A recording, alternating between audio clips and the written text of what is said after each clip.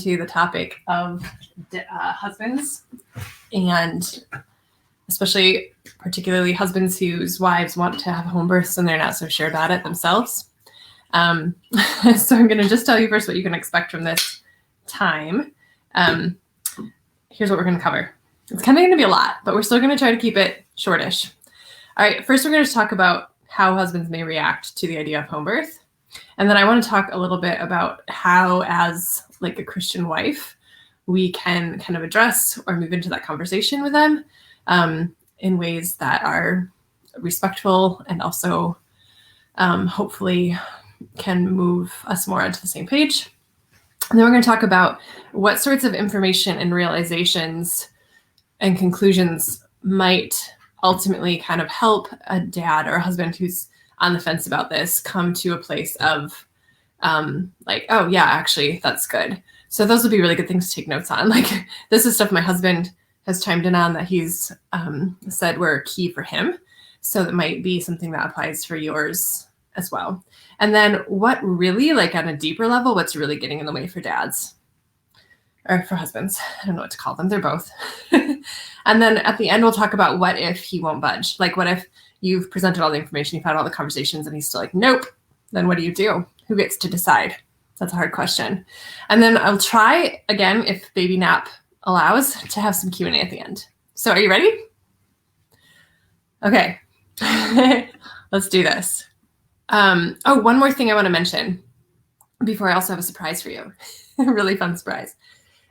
On June 14, which is Monday, starting that day, I am kicking off a 5-day long free live workshop called Trust God, Trust Birth, the path to confident, joyful home birth. And it is free, and it's about an hour a day of a live cast with me that has very actionable steps that you can take to move closer to having the birth of your dreams. So I hope you can sign up for that. If you go up to the banner image at the top of the group, you'll see it says click here to register. Click on that, follow the link, get signed up, and then you get your workbook registered to be a part of that, as well as to possibly win prizes. So that's fun. Okay, now I'm going to bring on the surprise. The surprise is I was talking to my husband about this topic and how I was going to get on here and talk about this today. And he had a lot of thoughts about it. And so we thought, what if he joins us? So without further ado, this is my husband, Tim. Hey. And he's a lot taller than me. So getting the angle is going to be a little challenging. All right. So he has a lot of good stuff. I told him actually that maybe I didn't even have to do this live and he could just take it himself. So if the baby does end up crying, it might be me who leaves because he has more to contribute here than I do. But we were going to start with, I just wanted you to tell them. He actually, he revealed to me some very uncensored thoughts and feelings he first had when I suggested home birth to him that I didn't even know he had, because I think he was being diplomatic at the time. But he's going to share with you his very raw reactions to the first time that I suggested the idea of home birth. Yes. You want to start there? Sure. Okay. Yeah. Mm-hmm. So this is Tim. Hi, I'm Tim. Home birth dad 5 times over. The last time was unassisted, which could probably be an entire other Facebook Live, because that was definitely like a whole nother level of conversation and processing and yeah. But a lot of the same ideas, I would say. Yeah. The process of coming to that was, I would say, very similar to just the first time considering home birth in general. So, yeah, I would say they're both very similar, actually. That makes sense. Yeah. All right. Hit them. Tell them what you really thought. All right. I feel like I have to like duck down to like get make it taller for you. There we go. All right. Okay. So, there we go. I'm just going to drink my coffee while you run the show. All right. You can chime in as much as you want.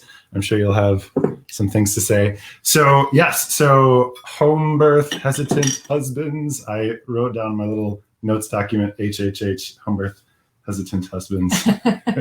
I know what it's like to be one. I was one. So I'll just start there when Brooke first brought this up. So when Brooke first brought this up to me, it was like 11 years ago, 12 years ago, maybe. And she kind of just casually mentioned it one night. We were either very newly married or not yet married. Yeah, we were married. It was our first year. Okay. And I remember she just casually mentioned it to me one night that she was like, oh yeah, when we have a baby, I want to have a home birth. And I was just like, what? I laughed. I remember I laughed at her, and I just thought it was the most ridiculous thing she had ever proposed. And I didn't think she was serious. And then when she said that she was serious, I was like, oh no, what do I do? And I totally thought that, like, in my mind, there was obviously no good reason to have a birth outside of the hospital and at home. And so I thought that it was unnecessarily, like, not knowing then what I know now, I thought it was unnecessarily putting our child's life at risk for no good reason, really. And I thought that it was like hippy dippy, woo woo, that it was just something that the idea of it must just be something that someone would do just to score points with the crunchy, natural crowd, whatever. And that was literally what I thought. I thought that I needed to talk some sense into Brooke. Like she's gone too far this time. Yeah, like it was just like her identity was too much wrapped into this idea. Like I could get on board with all sorts of other things, about being a natural, whatever, eating healthy and things like that made sense to me. But this was just so out of left field for me. And it was so out of, like, I just couldn't imagine how it could be a good idea that that was just what I thought. That was my, I thought it was just straight, just like wanting to stick it to the man and opt out of the system. Well, there's a little bit of that too. You had never even heard that. You didn't even know it was a thing that people did, right? It was like an utterly new idea to you. Mm-hmm. It's not like you hadn't known somebody who had a home birth with a bad outcome. So it wasn't like about having heard horror stories. Yeah. You just had like most all of us growing up, just like assuming that you go to the hospital to have a baby because that's where it's safe. Yeah. Yeah. Uh-huh. Yeah. So, it was absolutely clear to me, that because the hospital is where the medical technology is and where the medical experts are, that is just the safest place for a baby and a mom to have a baby, basically. And so I needed to, so Brooke kept bringing this up, and I was just like, oh my gosh, what do we do here? Like, this is ridiculous. And she asked me to watch this documentary before I would say no to it. And I was just kind of like, okay, all right, I'll watch this documentary. So one night we fired it up, and I think even as we were firing it up, so it's called The Business of Being Born. And even as we're like on a Friday night getting it set up, I think it might have even been a DVD back in the day. That was before everything was streaming. And I just remember thinking, like, what are we doing here? And she explained to me that it's actually made by Ricky Lake. And I was just like, that didn't help. I was like, Ricky, like the 90s daytime talk show host, Ricky Lake. Like, what are we doing? Why are we spending our Friday night doing this? And so anyway, so that was actually a really good documentary that opened the door for me to begin to understand why home birth makes sense. Mm-hmm. And it brought me down the road to it got me further down the road to understanding some more ideas that were actually really it eventually solidified for me that home birth makes a ton of sense, and I would not go back. So anyway, so I think I was just wanted to share. Oh. What were you gonna say? I just wanted to, before you launched into the wonderful conclusions you ultimately came to, I wanted to say a couple things. Yeah. That's all. Okay. Go for it. Oh, okay. So, and that kind of weaves in this other question, right? Is like, as wives, how can we approach a husband who's really like against it at first? And I don't think I have like a magical answer about this, but as he said, I think what I did was I really simplified the request. I was like, I told him it meant something to me, that I learned about it, that I wanted it. And then I just said, before you say no, will you do one thing for me? And I was like, watch this documentary, right? So a really simplified request. And I have knowing... And watch it with an open mind, right? Yeah. Because you can go into that's something... true, and be totally shut down about it. Yeah. Yeah. And I've talked to a lot of women whose husbands have ultimately been swayed by that same documentary. So I think it really is a good one. And I don't mean to make like gender stereotypical sweeping statements here, but I do think it is generally true that most men are not as likely to pick up and read the birth books as we are. They're just probably not going to do it. They're probably not going to follow a birth blogger or follow a birth account on Instagram, like, so trying to find a medium of sharing the information that fits for him, like as a man in general, but also like your husband specifically, like just knowing who you're married to and like what are the mediums that tend to work for him when he's trying to learn something. So maybe it's a podcast episode, you like, and choose carefully, because probably you're only going to have one or two choices or chances, right, to introduce one or two pieces of content for him to digest. So if he's like a really numbers-based guy, he's really fact-based, then showing him research might be the thing, like a actual research article, which I can link one below here. That's like the biggest study on home birth to date, which has some really amazing findings. Other dads, it might be the documentary. It might be stories from other people who've done it. There's another movie out there called Why Not Home. That's a little bit newer than Business of Being Born. And Tim hasn't even seen this one, but Why Not Home is all about medical professionals choosing home births, which is a unique vantage point. And so if you have a husband who's like really trusts the medical world and medical providers, then seeing a whole movie about how medical providers are having their babies at home might be something that really works for him. So, and then I would just also say, obviously be kind, because nobody likes to be approached in a like defensive, demanding like tone. Like I think that how you approach it in like an attitude of inviting collaboration and even just sharing your heart, like, this really matters to me, and I know you don't get it right now, but it's actually really important to me, is so much different than being like, well, this is what I'm gonna do, and I don't care what you think, and you can get on board or not, but it's happening. Like, I mean, honestly, in some ways, I believe that at the end of the day, like, and we'll get into this more later, I think, at the end of the day, like, it probably should be the woman's ultimate choice, but you don't lead with that kind of like, this is just what I'm going to do. Like, because you want buy-in, you want to be on the same page, you want the unity. So it's good to try your best to start off on that foot. So those are just a few. I thought I had a few thoughts about, as a wife, like, how do you, the biggest one, can't believe I almost forgot to say this one. Somehow along the line, I heard this quote: seek not to move man except by God through prayer. In other words, before you even start the conversation, start with prayer. Like, no matter how persuasive you are, no matter how kind you are, no matter how great the data is that you're throwing at him, like, the only person who can change a heart is God. So, like, it's really important that we acknowledge that when we start from that place of going to our Heavenly Father and saying, this is something that really matters to me, and would you please bring us into unity, and would you like bring things across his path that prepare his heart for what I want to share with him? Would you open up his mind? Would you soften? Like, you ask God to do what only God can do, which is to change a heart.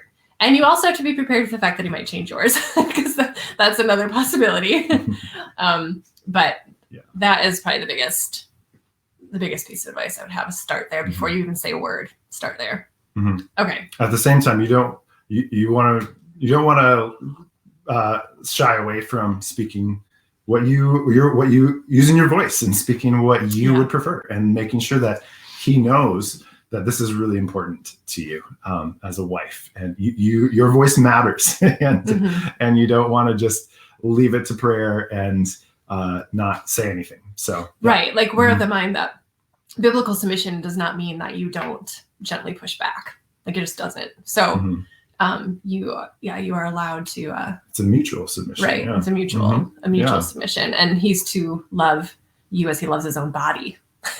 And your body in this case is the one that's going to be bearing not just a lion's share, but the entirety of what is about to transpire in your birth.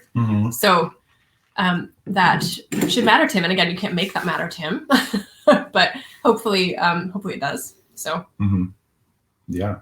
So I was originally going to share I was like, all right, I'm just going to make what were the three big things that brought me into critical awareness around this issue that caused me to reconsider seriously whether this was like a legitimate thing that we should think about and do. And so I started out with 3, and then I actually ended up with 6 because there was more. There was like just more reasons than I could even that I remembered, that I was like, I don't want to leave any of these out. There's probably more, but I'm just gonna keep it to these 6. This is really good stuff, by the way. So I feel like I've done a good job. Yeah.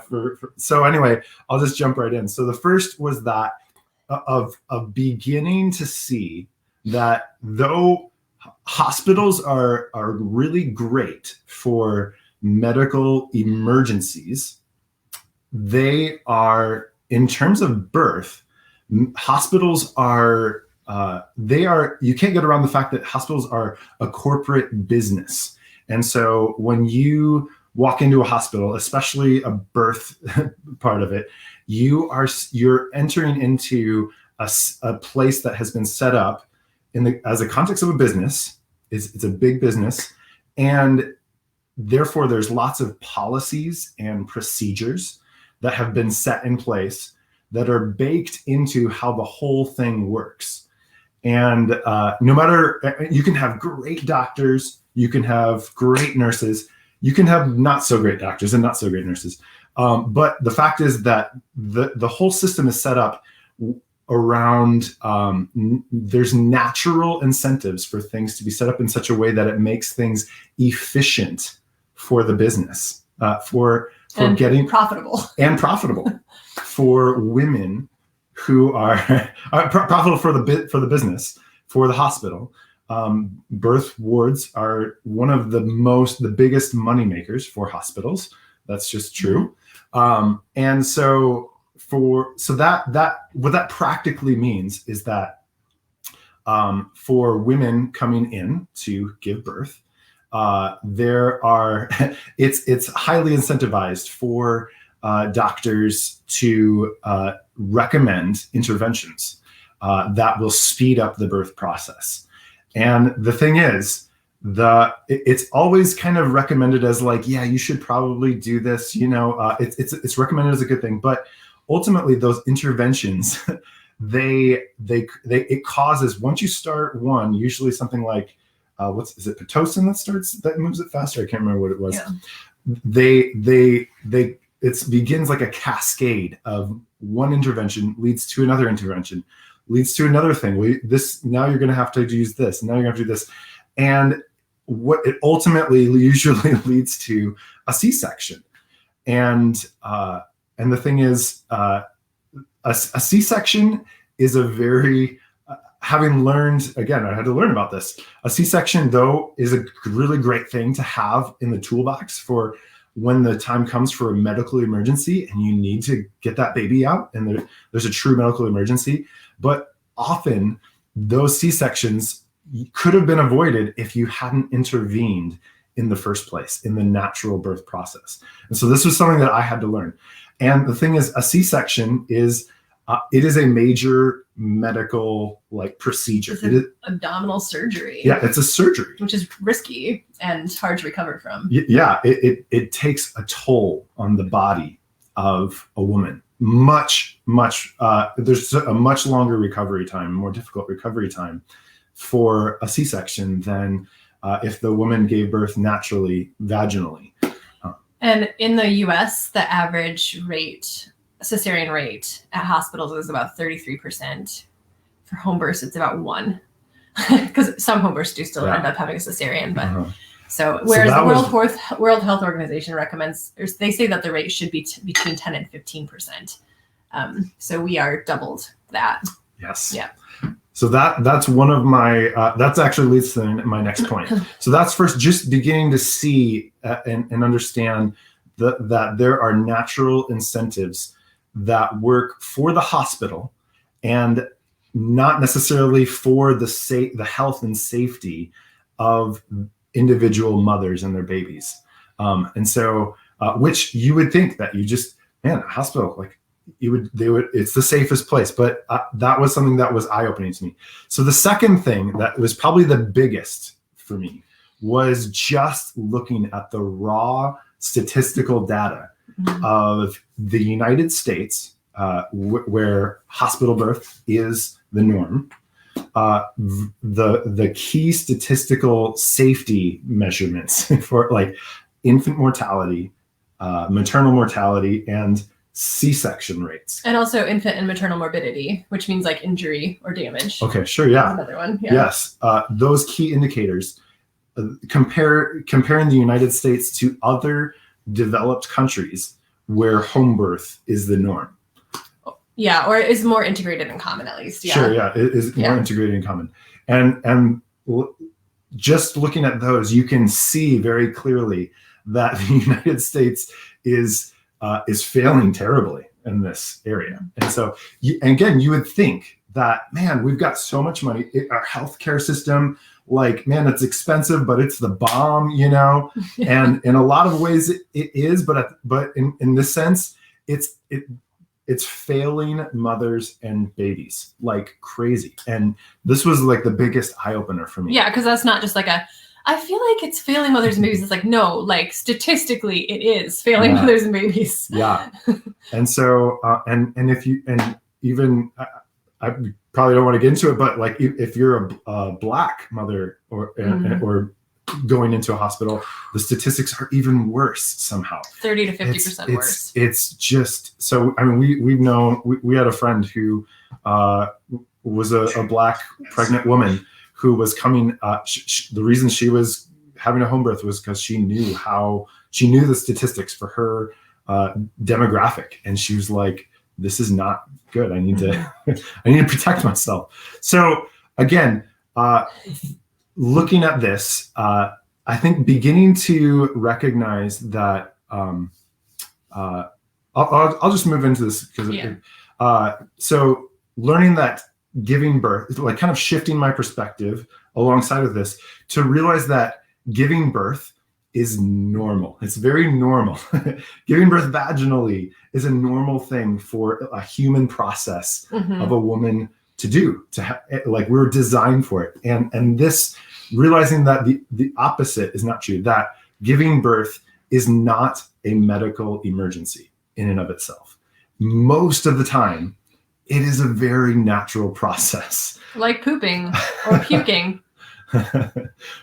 Yes. So most of the time, when women are left undisturbed in a very trusting environment where they feel comfortable, they can do what they need to do to have this baby, the very high percentage, it goes through well, and it's a great, it just works, God made our bodies to work, and it's a miraculous, awe-inspiring thing to witness. But that was a big shift for me, just to realize, because growing up in our culture, birth is portrayed in media as like this, like, get to the hospital, panic. The woman in labor is screaming. It's just out of control. It's this chaotic, and that's how we grow up thinking of birth, is that we need doctors to come save us. But it's actually, when you have a competent midwife who can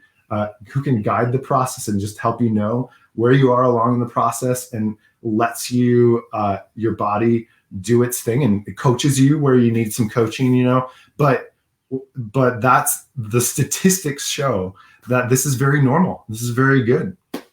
So, you skipped number 3. Did you mean to? I meant I think I wanted that to come afterwards. Okay, got it. But yeah, I think the thing for me was even like thinking about home birth.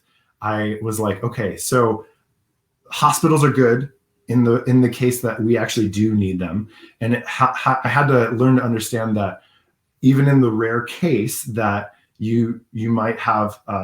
So one, midwives are very good at discerning when they when you do need to transfer to a hospital. There's some kind of thing going on where, okay, it would be safer for you to finish this journey in the hospital. And midwives are trained very well to recognize those situations and to call it out and just say, hey, this is what would likely be the best thing to do. But then also, they know what normal is, so they recognize when things become not normal. Exactly. And there's some things that they would say, now it's time to transfer to the hospital because you need the care of somebody that's not me. But then there's other things that I think a lot of husbands don't recognize or don't know right away, is that most midwives also know how to deal with a lot of those emergencies on site. At your house. Like Exactly. They can stop a hemorrhage, they can help a baby that's not breathing, they can get a baby that's unstuck. They can do a lot of that there on site without even having to move you. So I don't know if most guys realize that. Exactly. Yeah. So they are very skilled, and a good midwife is skilled and trained to be able to take care of a lot of those situations. And in the rare case that you do need to transfer, that the 10 to 20 minute transfer time is usually, like, I remember just having all these questions, like, what if we do need to transfer? Usually that is not like a big deal, that transfer time. Usually you can get there and anyway, so moving on to the next one. So birth, for me, it was starting to realize that giving birth for a woman is a significant rite of passage in a woman's life. So yes, and even just starting to understand some of the research that has gone into around the world, how rites of passage in cultures that are valued and observed and celebrated in people they're really significant for the development and the maturing. They're like these really significant moments in people's lives, maturing into adulthood. And for me, realizing that a woman giving birth, this is a significant moment in her life, stepping into motherhood, or maybe stepping into motherhood for the 3rd or 4th time.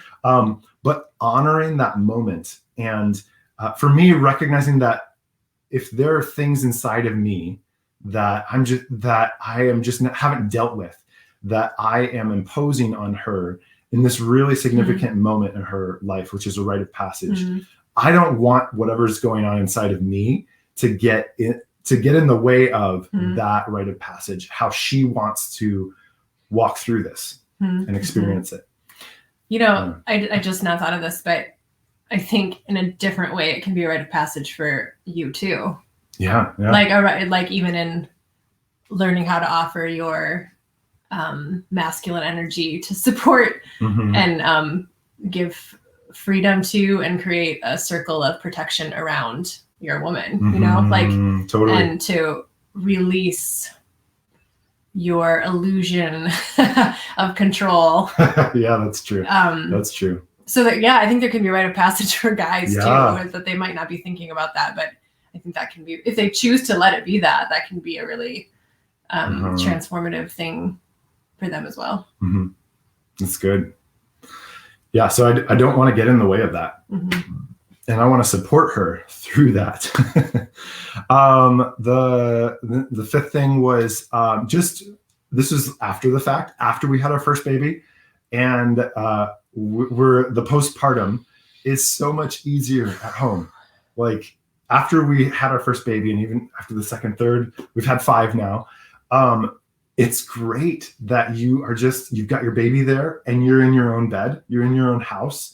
You have all the things that you need. Your kids, when you're ready for them, they can come in. And the bed is big enough for both of you? Yeah. It's not like this little narrow. And it's just so much easier. I remember thinking during that time, if we were at the hospital right now and like the kids were at home and we were here, and I had to go back and forth, and and then we would have to, like, in a couple of days, transfer home. Like, man, that would be such a hassle to think about. I was just like, I'm just so glad we're home, and we just get to enjoy this. And then, like, the midwife comes to check on you the next day instead. And like, you don't even know this, but I've been with women in hospital births, even though I've never had one myself. And they're so disruptive at the hospital too. Like, not only is it inconvenient, but then you get interrupted like all night long for like more checks on your vital signs and baby's vital signs, and like, oh, we have to do a heel prick, and it's time to circumcise your baby if you're choosing to do that. So it's like you're not even really resting at the hospital. Yeah, at home you can just rest because you're they don't do that all night. Yeah, and I would say that for me, easily the first weeks of each of our child's after each of our child's births are easily the best weeks of my life. There's nothing like it. It feels like the world has stopped for you, and the world has been made new, and you just have this whole like time to just be together and soak it in. And just the fact that, again, that you're home and you don't have to hassle with anything. You've got people coming in to check on you when you need them. Maybe you have a mother or mother-in-law who's coming to help, or friends. That's amazing as well. And then the last thing was, this is really really practical, but home birth is cheap, man. So in comparison to having a hospital, so hospital births are like it's $6,000 to $12,000 often for a natural vaginal delivery, and a cesarean approaches 30. I think the last statistics I read. So hospital births, man, they're expensive, and even if you have insurance, it's often the part that you end up paying, the copay or whatever. The percentage, it can be more than what hiring a home birth midwife could be for the global fee, for getting all of the the leading up, was it the prenatal appointments, and the postpartum, and them being with you, and all the like personal care that you get, the continuum of care from beginning to end. And I was just like, so you do often have to pay out of pocket. There might be some insurance companies that cover that. There are some that will cover 100%. So you might be lucky in that regard. But even if you don't, like I remember someone else who had a baby about the same time as us, who had it at the hospital, and them telling me how much it costs, even with their copay. I was like, dang, man, they paid more than we did, and they have insurance. Right. So it's cheap. It's really cost effective in a lot of ways. And if money is an issue, sometimes we bartered for our first one. We were really strapped for our first home birth, and the midwife was like, I can see that you guys want this. And we were like trying to figure out ways. We worked out a barter system where we made meals for the midwife in return. And I did photography. Photography and freezer meals was how we paid her. To significantly bring it down. Yeah. So anyway, so those are like the 6 big things that that shifted and made me begin to recognize that, okay, this is a real thing. This is legit. And then ultimately completely converted me to home birth. I remember afterwards you'd be like, I feel like you said something after Hazel was born, like, I would never do this any other way. Yeah. And it was hard too. Like, it wasn't an easy home birth. It was long. That was our hardest and hot and like 5 hours of pushing and like 48 hours total. Like, and yet still you're like, I wouldn't do it any other way. Yeah. If we had been at the hospital, they wouldn't have let you. The policies and procedures wouldn't have let you go labor that long. Yeah, I'm pretty certain I would have had a cesarean. Yeah, they would have had interventions because their policies don't allow you to have that that long of labor. Right. But it's a normal thing. It's just women sometimes take longer. Right. Exactly. Especially the first time. Yeah. So again, I didn't know any of this. We learned by experience. So the last 3 things. So I was just going to say, as I was reflecting on all of this, and I was those things brought me into critical awareness and reflecting back on what was initially keeping me from considering it. like kind of at a deeper level you're going to talk about now, right? Like there's like these surface levels, like it costs money, or like I'm not sure if it's safe, but then I think there's some deeper things that you're about to get into that are really good. Mm-hmm. Yeah. That take a lot of self-awareness to admit. Looking deep inside myself, I can see now what some of the things that were going on and just naming them. So one was unchecked assumptions. Like I was assuming a whole lot based on what I just grown up in, you know? And I had not taken the time to consider if giving birth in a hospital was actually the safest place, given statistics and actually you just assumed that it was. Yeah, I just assumed. Everybody thinks so. You know, that's what most of culture thinks, you know? Yeah. And then the second thing I would say is pride. Just straight up, I thought I just knew what was right in this case. And I wasn't willing to consider for a while that Brooke could be right in this area. And so that's what we call pride, right? And so the third thing, I kind of packaged these two together. They're not good. They're not nice. The laziness and ignorance. You told me this one, and I was like, "You're not making yourself look real good." Yeah, I wasn't willing to look. I wasn't really to really do much in terms of research to find out about the topic, to actually give it a good go, to consider it. And even though this was something that was clearly important to my wife, I was just not into it. Like I didn't want to put the effort into learning about it. So and then the last thing was fear. Just when I considered the idea of giving birth at home, I had this like reaction, this emotional reaction of fear. Like I was afraid that just the thought of giving birth at home outside of the place that I assumed was the safest place, it was just imagining how that happening was really scary. And I don't want my wife to die, and I don't want my child to die. And it kind of, there's that protection thing for my family that rises up based on what I thought was true, you know? So anyway, here's the thing. If I had let any of those things, unchecked assumptions, pride, laziness and ignorance or fear, if any one of those is the reason truly that I am saying no to my wife, if she is saying I would like to really consider having a home birth, or I want to have a home birth, I don't want any of those things to get in the way of something that that my wife wants me to seriously consider. And if those are the things, and I'm just saying no because of any of those reasons, that's just not good for your marriage, for your relationship. That's going to bring disconnection between you and your spouse. And if she doesn't feel like I have, if she feels like any of these things are true for me, and that she doesn't feel like I've really given my all into understanding this situation, into understanding, into like examining myself to see if anything's getting in the way. If she doesn't feel like I've done that work when I'm saying no, then that's going to get in the way of our relationship and our connection and our unity. And that's just not a place you want to be as a husband, as a couple. That sucks. Yeah. No, that's good.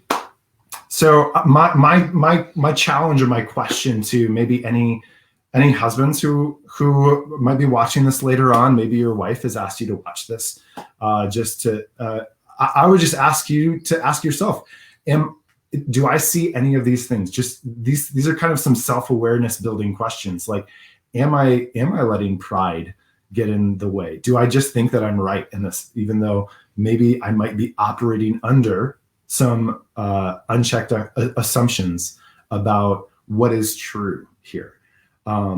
Do I need to truly look into some research about this? And then am I being lazy? Just look, you can kind of tell when you're just being lazy about stuff. Sometimes you don't like often think like I'm being lazy, you know, but sometimes you just need that check. And I just want to like check yourself. Is there laziness in here? Do I need to like step it up and engage this conversation with my heart and my head? And then fear. Am I being controlled by a visceral fear that something will go terribly wrong if we do this? And yeah, there's a difference between like caution, wise caution, and fear. And like I like to say, no good decision has ever been made when you're in the grip of that kind of visceral fear. Yeah. Like you just don't make good decisions in that state, right? Yeah, you can't function at your higher level when you're gripped by that fear. Like you're in a different state of mind. It's like a fight, flight, or freeze. Yeah. You know? So ask yourself those questions and maybe have some. I think Brooke was going to have some questions that husbands and wives can maybe talk about together, kind of some conversation starters that can maybe open this up for if you guys need to have a conversation together to consider this together. I will put one more quick kind of caveat on I mentioned that movie, Business of Being Born. That's a really helpful thing, like documentary, watching a movie. It's a good thing to jump into. There is some one thing that was a little bit can be hard for some people to get over is the maternal nudity in the process of so in this documentary they actually show I think they follow 3 women through getting I'm not getting pregnant. Being pregnant. That would probably be appropriate. Find out that they're pregnant, hiring a midwife, and then giving birth. And so they actually show these women giving birth, at home. And I was totally like when we watched that movie, Brooke was like, "Oh yeah, there's maternal nudity. You're gonna see women naked giving birth," and I was just like, "What?" Like I couldn't believe that. I couldn't believe that I was sitting down with my wife who was asking me to watch this movie where I was going to see women who were naked, and I was like uncomfortable with it. I didn't know that this was a thing, but I learned that maternal nudity it's a different thing than just straight up nudity. It's not. If there's a difference between like nudity that happens during birth, because that's just kind of how instinctually women end up giving birth, and like pornography. It's not porn. Yeah. Like or even other nudity that can be perceived as sexualized or sexualized by the person watching it. I would say that maternal nudity during labor is it's like the opposite of sexualized. Yeah. You're immediately confronted by the fact that there's something way bigger going on here than the fact that this woman is naked. She's pushing a baby out of her body. And even though you can see the parts of her body that you wouldn't be able to see, it's the process of this body working out something very big. and that is the center point of all of this. And so it can still be uncomfortable. Some people just might not be there. And if not, that's okay. But if you don't want to watch that documentary because of that, don't let that get in the way of you doing research, other kinds of research where, so if there's a book or a PDF, Brooke, I know she's got tons of resources on this that help you to become more educated about this. Yeah.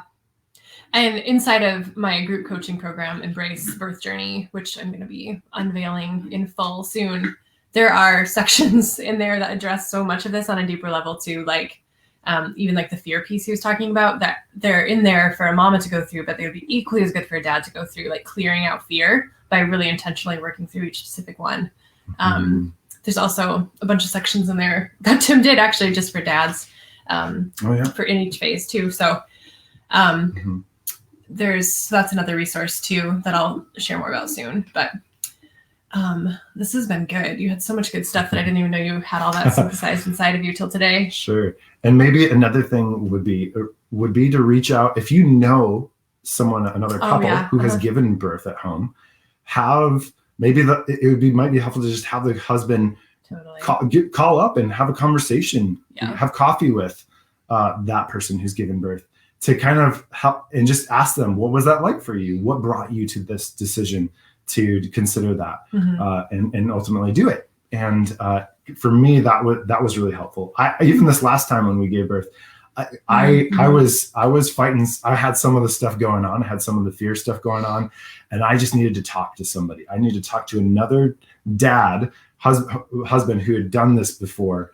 It was a little bit further along than me and could help me process those fears and internally. And just kind of speak to them, right? Mm-hmm. Yeah.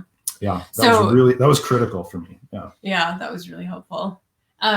So say like you've had all the conversations and he still won't budge. Like, what if you've done all this and you're still at an impasse in your marriage? Who do you think gets to decide? You didn't say you were going to pop this one on me. I'm bringing it up because I know it's something that people think about, like, and I think that we wrestle with, and I don't know that maybe we don't have an answer, but theologically, I think we wrestle with that through the lens of like what it means to submit to one another. Exactly. And yeah, that's a big question. To like, I've actually even heard one mom ask like, well, my body doesn't just belong to me; it belongs to my husband. So then, like, he should. Then she was like, so does that mean that he gets to decide that my body can't have a home birth? And that's tricky. That is a hard question. That's tricky. I maybe what I'll just say is you will never regret fighting for unity. Like not combating with one another, but fighting together to come to a place of unity in this. And so I would say most of the time, I think it's fighting through a lot of this internal stuff. Every couple's situation is unique. Yeah, absolutely. And so I think I don't know if I can. Yeah, I don't know. I think what I was actually gonna say as an answer to that is more like, just from the wife's perspective. Once you feel like you've done all you can in the natural and you've prayed, and if he's still not budging, I think that that's probably a time to like really ask the Holy Spirit to speak to you, to tell you if it's best to just yield and say, okay, I trust you, God, that you're going to take care of me, even if I can't have the birth that I really, really want and feel like is best and like the wisest, best choice for me and my baby. You see me here, and I trust you to take care of me, even if I can't have this thing that I really feel like I need and want. Like, so maybe he'll lead you that way, or maybe he'll lead you to saying, go ahead with it and trust me that your husband's going to come on board. And then very last minute, I don't know. I think it could go either way, and that's a time to really seek the Holy Spirit's counsel too, Yeah. So is there there's not even very many people watching this to be live, I don't think, but if anyone's there has a question, you're welcome to ask it. Yeah, I think there's only one person viewing right now. We've had people hopping on and off this whole time. So, so that's a lot. I was going to try to make like a printable like a PDF printable thing that is like a discussion guide for couples to work through and trying to make this decision. So I haven't made it yet though. So hopefully I'll make it today or tomorrow and get it attached. And you could sign up to get that. Any other last thoughts? No, I don't think so. I think I got it all out. Okay, that's really good. Yeah. All right. Well, thanks for tuning in, those of you who did. And don't forget about the workshop. Oh, did you do home birth fear first? That just popped up. Yes, we did. So actually before our first, we had been pregnant. And this is kind of interesting. We got a midwife for that first pregnancy when we lived in Madison, Wisconsin. We had sought out a midwife, but then had a miscarriage really early on, like at 11 weeks. So we only had like one visit with her before that happened. And then we moved back to Michigan. And we're just in a really like hard place financially. So we were on Medicare, I think. And then first we were going to do midwives. Right, at the hospital. We had like a nurse midwife practice lined up to use at the hospital. And it was like 30 weeks into our pregnancy when we went to like this like event where like I started like crying at the event. It was about home birth. I started crying because I was like, I just really want a home birth. But if I can't have one, at least maybe I'll hire this doula. So we reached out to this doula. The midwife in the hospital thing was kind of like the compromise. Yeah, it was like we didn't think we could afford a home birth. At least it'll be a midwife at the hospital. And then I was like, maybe I'll add a doula. And there was a very distinct I remember driving in the car one night and you broke down crying because you were like, I just really want a home birth. Yeah. And I was like, man, this is inconvenient. Indeed. And I knew that was what she wanted originally, but it was just becoming clear that still just wasn't what you really wanted in your heart. You really wanted to give birth at home. Mm-hmm. And I was just like, we have midwives and we have the hospital, and that's like the best of both worlds, right? But it's not. Yeah. So the doula we reached out to, I didn't tell her that. I just said, like, I think maybe I'd like to add a doula to the team. And she was like, I think that you really want a home birth, don't you? And I was like, yes, I do. And so she happened to be apprenticing for a midwife. And so she helped me reach out to that midwife and work on that barter that we mentioned. So we did end up having our first at home, but didn't switch care till 30 weeks. Yeah. Mm-hmm. So that was a long answer to your question. Mm-hmm. And I'm glad that we did. It was good. Yeah. Yeah. Yeah, it was a good choice. I had really great care. Another one's showing up here. Did you take classes together to prepare? Oh, look how it made it appear on the screen. That's cool. Oh, nice. I don't know how I even did that. We didn't take a class. We, I think we were really more in a DIY space at that point. We did take a class. No, we went through the Bradley book, the Bradley method books. I don't remember going to an actual class until our second. Kathy Oakes. That was with our second. Oh, that was the second. Yeah. Oh, so the first time, for whatever reason, we didn't take a class. That's actually. True. Yeah. Like, I mean, I by nature am a voracious researcher and reader, so I did a lot of that. But no, we didn't take a class. We just read Bradley method book. Yeah, I read husband coach childbirth. Yeah, yeah. Uh-huh. Because the one person we knew in our lives who'd had a home birth, 10 years before us, had recommended that book. Mm-hmm. And even though I read it, it was so hard for me. Honestly, I don't know how much I was able to retain some of it, but it was so hard for me to imagine just from reading this book, like what was going to happen and how to prepare. This might sound like a shameless plug, but if we had had access to something like Brooke's course for doing home birth, like the video, like the teaching, the video aspect of it, that would have served me as a husband so much better. Oh my gosh. Like if we could have had that would have been so valuable to me as a husband alone. Yeah. Because it was, books are great, but I'm a very auditory learner, visual learner, like seeing something, having someone explain something to me and then processing it, having questions. I was just using books to read and that there was good information, but it was really hard for me to digest it in that format. And finding a class locally, I'm sure we probably could have. I don't know why we didn't. It was probably a money thing, honestly. And then also, it feels sometimes inconvenient to fit into the schedule of whenever the class is going on, So yeah, my course and my group coaching program is literally what I made because it's what I wish I had the first time. Exactly. So yeah.